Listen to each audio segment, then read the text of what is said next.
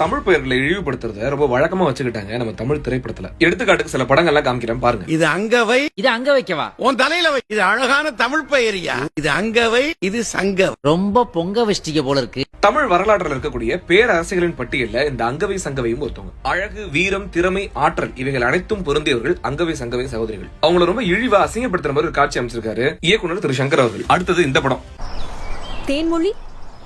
தேன்மொழியா? அத உர்றா, இப்ப பேரு தேன்மொழியா? சரியான பட்டிக்காடு மச்சான். இதுல நடிச்சிருக்க ரக்ஷான் படம் முழுக்க அந்த பொண்ணை காதலிக்கிறாரு. ஆளை பார்த்து வந்த காதல் பேரை கட்டணும் போயிடுச்சா? அதே மாதிரிதான் இந்த படம். போடா, உனக்கு ஊர்ல தேன்மொழி கனிமொழின்னு எவ்வளவு வாக்கே வரப்புல திரிவா, உனக்கெல்லாம் நான் செட்டே ஆக மாட்டேன். ஏன் தேன்மொழி கனிமொழினாலே பாவாடை அவனை கட்டிட்டு ஓட்டு வீட்லயும் குடிசை வீட்லயும் தான் உட்காந்துருக்கணும்? ஏங்க நம்மளை விட பன்மடங்கு வளர்ந்த நாடு சிங்கப்பூர், மலேசியா, கனடா, அங்கேயே தமிழ் பேர் வச்சுட்டு இருக்காங்க. இங்க தமிழ்நாட்டுல தமிழ் பேர் வைக்கிறது உங்களுக்கு என்ன அவ்வளவு கசக்குது? அடுத்தது இந்த படம். உன் பேர் பஞ்சவன் பாரிவேந்தன் இல்ல, கல்யாணத்துக்கு அப்புறம் ரியா பரிவேந்தன் புரிவேந்தன்.